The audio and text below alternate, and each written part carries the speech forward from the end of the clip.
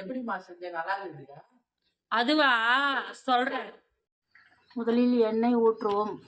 குறைந்ததும் பிரியாணி இலை, ஏலக்காய், பட்டை, லவங்கு சேர்க்கவும்.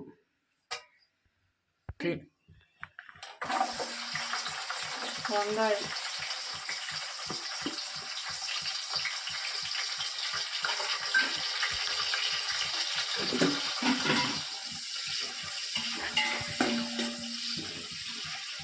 வெங்காயம் எடுக்கவும் சிறிது நேரம். வெங்காயம் நல்லா பொன்னிறமாக வரட்டும். இது இஞ்சி பூண்டு பேஸ்ட்டு சேர்க்கலாம். இஞ்சி பூண்டு பேஸ்ட்டு தேவையான அளவுக்கு போடலாம்.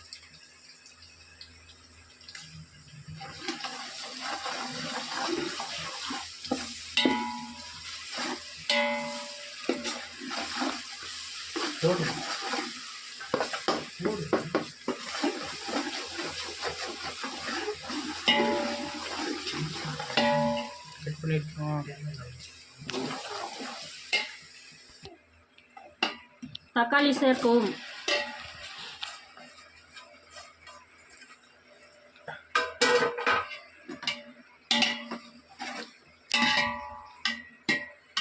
தக்காளி வதங்கிறதுக்காக கொஞ்சம் உப்பு சேர்த்துக்கலாம். தக்காளி சீக்கிரம் வதங்கிடும். கொத்தமல்லி சிறிதாக கட் பண்ணிக்கணும். புதினா ரெண்டுத்தையும் கலந்துடுறோம். இது காஷ்மீர் மிளகாத்தூளுங்க. கேசரி பவுடர் தேவையில்லை. இது போட்டோன்னா கலர் ஒரு பிரியாணி. உங்களுக்கு காரம் தேவையான அளவு போட்டுக்கலாம். இது ஒரு காஞ்ச மிளகாத்தூள்.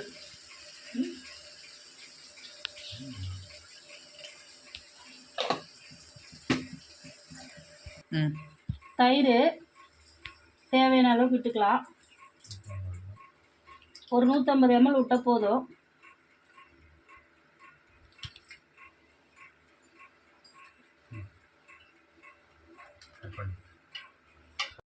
நல்லா கிளறிட்டு இப்போ பிரியாணி மசாலா சேர்க்கலாம். சின்ன பாக்கெட் 25 கிராம் பிரியாணி மசாலா. நான் 2.5 கிளாஸ் அரிசி தான் ஊற வச்சுருக்கேன். அதுக்கு இது போதும். நீங்கள் அதிகமாக செஞ்சுட்டு வந்தால் மசாலா கொஞ்சம் சேர்த்துக்க வேண்டியதான். இப்போ கறி சேர்த்துக்கலாம். கறி சேர்த்து கொஞ்ச நேரம் நல்லா கலரணுன்னா கறிக்கு அந்த காரெல்லாம் உரைக்கும்.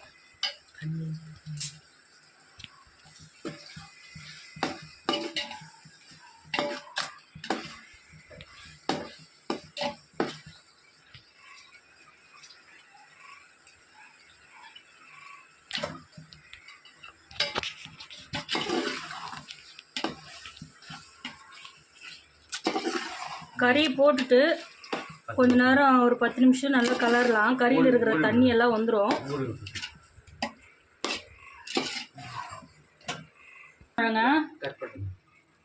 கட் பண்ணி இதில் விட்டுடலாம்.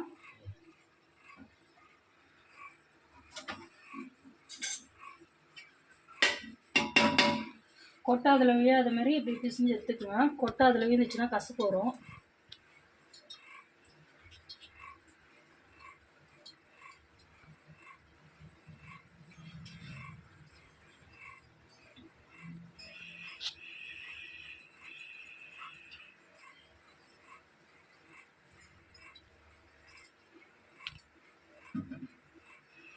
கொட்டை எல்லாம் தனியாக எடுத்துடலாம்.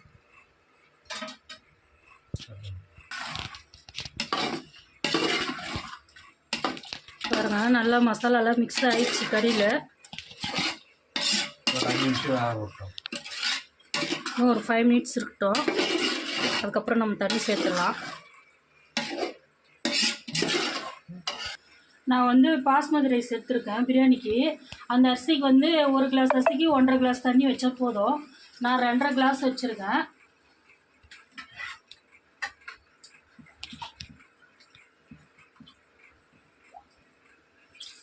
ரெண்டு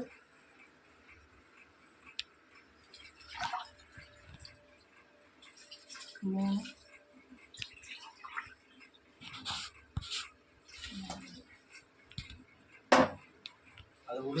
இதோட 5 கிளாஸ் தண்ணி சரியாக போச்சுங்க. 2.5 கிளாஸ் அரிசிக்கு 5 கிளாஸ் தண்ணி. உப்பு தக்காளிக்கு மட்டும்தாங்க போட்டோம் முதல்ல.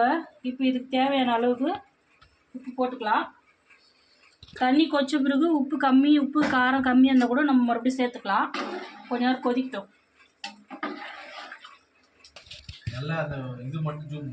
தண்ணி நல்லா கொதிக்குதுங்க. இப்போ வந்து நம்ம அரிசி சேர்த்துடலாம்.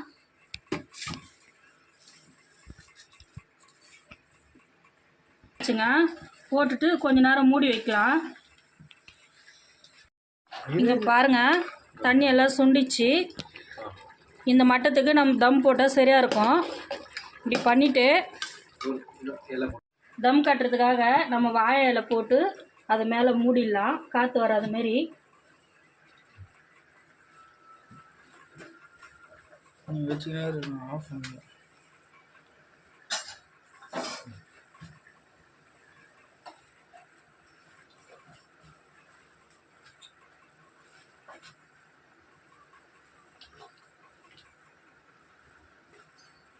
தம் கட்டுறதுக்காக மேலே வைக்கிறதுக்காக சுடு தண்ணி வச்சுருக்கேன், கொச்சிட்ருக்கு. இது நல்லா மூடிட்டு இது மேலே தட்டு போட்டு மூடிட்டு திருப்பி பாரு. அதுலேருந்து வெளியே வந்துட்டல, வேறு தானே மூடிடலாங்க. மூடிட்டு தீ ஃபுல்லாக வச்சுட்டு கேஸில் தோசை சட்டி வச்சுக்கலாம். தோசை சட்டி வச்சுட்டு அது மேலே அந்த சாத டபராவை தூக்கி வச்சிடலாம். டபரா வச்சுட்டுங்களா, டபரா மேலே நம்ம காய வச்சிருக்க சுடு தண்ணி எடுத்து மேலே வச்சிடலாம். தம் கட்டுறதுக்காக மேலே சுடு தண்ணி வச்சுருக்கோம், அது ஆவிரி போகாமல் இருக்கிறதுக்காக மூடிடலாம். கேஸ் வந்து ஃபுல்லாக தான் இருக்குது. ஒரு 5 மினிட்ஸ் அப்படியே இருக்கட்டும். கொஞ்ச நேரம் கழிச்சு ஸ்லோ பண்ணிவிடுங்க. ஒரு 5 மினிட்ஸ் கழிச்சு கேஸை ஸ்லோ பண்ணிவிடுங்க. ஒரு 20 நிமிஷம் தம் கட்டலாம். அதுக்கப்புறம் திறந்து பார்க்கலாம். மூடிடலாங்க. மூடிட்டு தீ ஃபுல்லாக வச்சுட்டு கேஸில் தோசை சட்டி வச்சுக்கலாம். தோசை சட்டி வச்சுட்டு அது மேலே அந்த சாத டபராவை தூக்கி வச்சிடலாம். டபரா வச்சுட்டுங்களா, டபரா மேலே நம்ம காய வச்சிருக்க சுடு தண்ணி எடுத்து மேலே வச்சிடலாம். தம் கட்டுறதுக்காக மேலே சுடு தண்ணி வச்சுருக்கோம், அது ஆவிரி போகாமல் இருக்கிறதுக்காக மூடிடலாம். கேஸ் வந்து ஃபுல்லாக தான் இருக்குது. ஒரு 5 மினிட்ஸ் அப்படியே இருக்கட்டும். கொஞ்ச நேரம் கழிச்சு ஸ்லோ பண்ணிவிடுங்க. ஒரு 5 மினிட்ஸ் கழிச்சு கேஸை ஸ்லோ பண்ணிவிடுங்க. ஒரு 20 நிமிஷம் தம் கட்டலாம். அதுக்கப்புறம் கேஸ் ஆஃப் பண்ணிடலாம். ஆஃப் பண்ணிட்டு சாதம் எப்படி இருக்குன்னு திறந்து பார்க்கலாம்.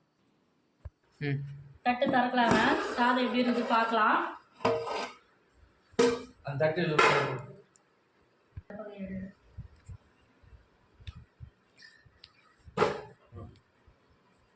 பல பலன்னு இருக்கு. லைட்டாக கொத்தமல்லி தூவிக்கலாம் மேலே.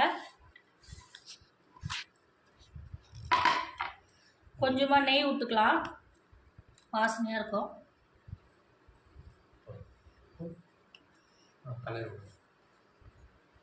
கலர்லாங்க.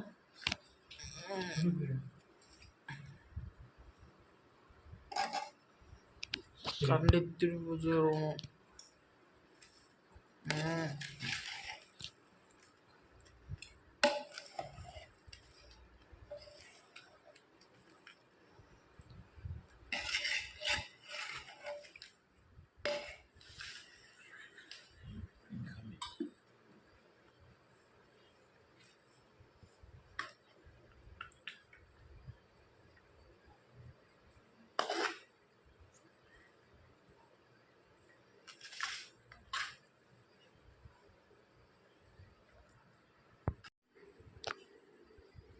சூப்பரா இருக்குங்க. சூப்பரா இருக்குது. கறில பூ மாதிரி வந்துருக்கு. இதுல கறியே காணோம்.